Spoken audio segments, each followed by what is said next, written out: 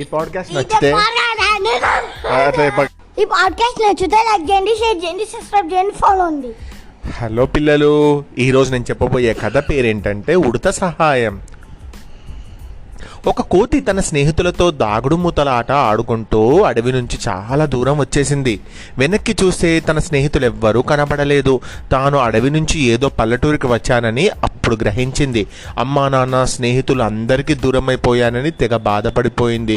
అయ్యో, నేను ఆటలు ఆడుకుంటూ నా అడవి నుండి తప్పిపోయానే, ఇప్పుడు ఎలాగా అని ఎంతో బాధపడింది. ఆటలాడి అలసి పడిపోవడంతో ఆకలి కూడా వేసింది. తినడానికి ఏమైనా దొరుకుతాయేమోనని చుట్టూ చూసింది. దగ్గరలో జామ చెట్టు కనిపించింది. ప్రాణం లేచొచ్చింది. అమ్మయ్య, ఇప్పుడు నేను ఆ జామ చెట్టు ఎక్కి ఆ జామకాయలు తిని నా కడుపు నింపుకుంటాను అని వెంటనే ఆ జామ చెట్టు ఎక్కి ఆకలి తీర్చుకొని అడవిలోకి వెళ్ళిపోవాలనుకుంది. జామ చెట్టు దగ్గరకు వెళ్తూ ఉంటే 2 వీధి కుక్కలు కోతి మీదకు దాడి చేశాయి. అంటే రోడ్డు మీద ఉండేటువంటి 2 స్ట్రీట్ డాగ్స్ దాన్ని చూసి బాగా మొరిగాయి. కోతికి భయం వేసింది. లేని ఓపికను కూడా తీసుకొని ఒక్క గెంతులో జామ చెట్టు మీదకు దూకింది. వీధి కుక్కలు చెట్టు కిందనే కోతి కోసం కాచుకొని ఉన్నాయి. బౌ బౌమంటూ గట్టిగా మొరుగుతున్నాయి. పొరపాటున కిందికి దిగితే మీ చేతిలో చచ్చేలా ఉన్నాను, మీరు ఇక్కడి వెళ్ళిపోండి. అయినా ఇదేంట్రా బాబు, నా ఎంబడిపడ్డాయి కుక్కలు అని బాగా బాధపడింది. చచ్చినా దిగకూడదు అని మనసులో అనుకుంది. కానీ నీరసం, ఆకలి ఎక్కువయ్యాయి. చెట్టు పైకొమ్మల మీద దూర జామకాయ పండ్లున్నాయి.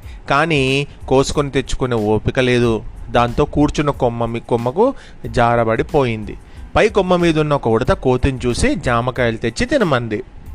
కోతికి కొత్త వారిని నమ్మరాదని అమ్మ చెప్పిన మాట గుర్తు వచ్చింది. అందుకే జామకాయలను తీసుకోకుండా ఉడతకేసి అనుమానంగా, భయంగా చూడసాగింది. అప్పుడు ఉడత కోతితో, అయ్యో అదేంటి, నేనెవరో తెలియనట్టు చూస్తున్నావే, నా పేరు చిట్టి అని, నువ్వు నేను కలిసి ఈ జామ చెట్టు మీద ఉంటున్నామని మర్చిపోయావా? రోజు దిక్కులకేసి దుక్కుంటూ వెళ్ళి అన్నీ మర్చిపోతున్నావు.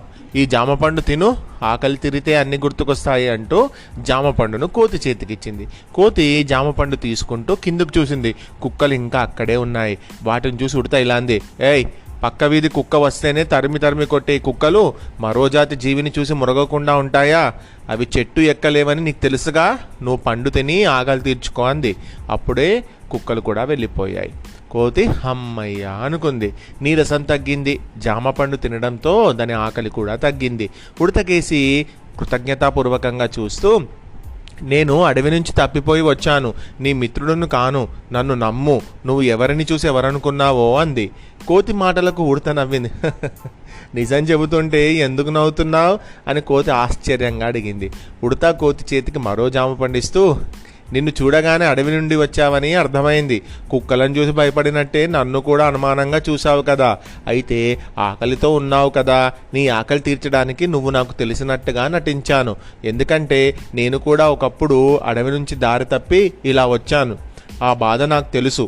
అప్పుడు ఈ జామ చెట్టే నాకు దిక్కైంది, నా ఆకలి తీర్చింది, నాకు నీడ కూడా ఇచ్చింది అని చెప్పింది. ఉడత మాటలు విన్న కోతి, మిత్రమా, నీ మంచితనం నాకు తెలిసింది. ఆపదలో ఉన్నా నాకు ధైర్యాన్ని కలిగించావు, ఆప్యాయంగా మాట్లాడావు, పండ్లు ఇచ్చి ఆకలి తీర్చావు. చిట్టి, నీ వాళ్ళ దగ్గరికి నేను తీసుకువెళ్తాను, నాతో వస్తావా అని అంది. వద్దు మిత్రమా, నేను నీతో రాలేను. ఈ చెట్టుకు ప్రాణం ఉంది కానీ కదలలేదు, నాతో పాటు రాలేదు కదా. అయితే పరోపకారానికి తరుపులే గురువులు, చెట్టును వదిలి నేను రాలేను అంది ఉడత. ఉడత మాటలకు, మంచి గుణానికి కోతి మళ్ళీ ఆశ్చర్యపోయింది. తోటి జీవులు ఆపదలో ఉన్నప్పుడు చేతనైన సహాయం చేయాలి. సహాయం చేసిన వారిని ఎప్పటికీ మర్చిపోకూడదు. ఈ విషయాలు అడవిలోని వాళ్ళందరికీ చెబుతాను. నీ సహాయం నేను ఎప్పటికీ మర్చిపోను మిత్రమా అని ఉడతకేసి ఆప్యాయంగా చూస్తోంది కోతి. మరి నేను వెళ్ళిరానా అని ఉడతను అడిగింది కోతి. జాగ్రత్తగా వెళ్ళు మిత్రమా, వెళ్ళున్నప్పుడు మళ్ళీ రా మిత్రమా అంది ఉడత నవ్వుతూ. తప్పకుండా వస్తాను అంటూ కోతి చిట్టి ఉడతకు, అంటే ఉడత పేరు చిట్టి కదా, వీడుకోలు పలుకుతూ ముందుకు కదిలింది. ఇంత మంచి కథ రాసిన వారు KV లక్ష్మణరావు గారు.